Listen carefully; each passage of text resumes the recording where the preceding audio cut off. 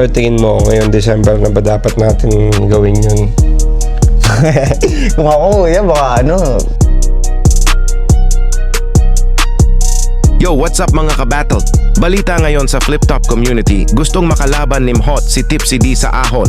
Kaya ngayong araw, pag-uusapan natin kung posible nga bang mangyari. At kung sino kaya ang mas may lamang kapag nagharap sila. Main script. Kung titignan ng laban, dalawang matinding estilo ang magsasagupaan. Si Mhot kilala sa solid na delivery, malalakas na bara, at yung presensya niya sa stage na talagang ramdam mo mula umpisa hanggang dulo.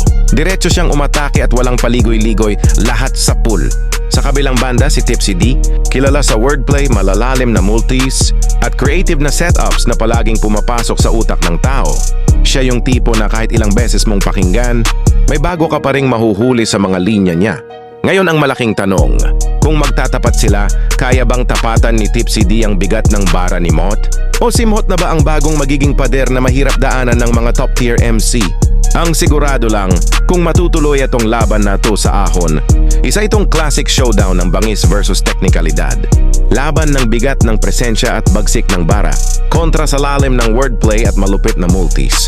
Ikaw, anong tingin mo? Mas pipiliin mo ba ang bara at presence ni Mhot o ang lalim at teknikalidad ni Tipsy D? Comment mo na sa baba at pag-usapan natin. Pakinggan nyo yung naging usapan nila Looney at Mhot sa podcast ng Break It Down. Don't forget to like, share, and subscribe para sa iba pang Flip Top content. Peace out! Pero tingin mo, ngayon December na ba dapat natin gawin yun?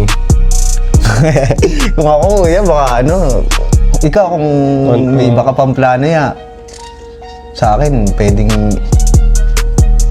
kung ano, Tipsy D muna. Pwedeng ganun.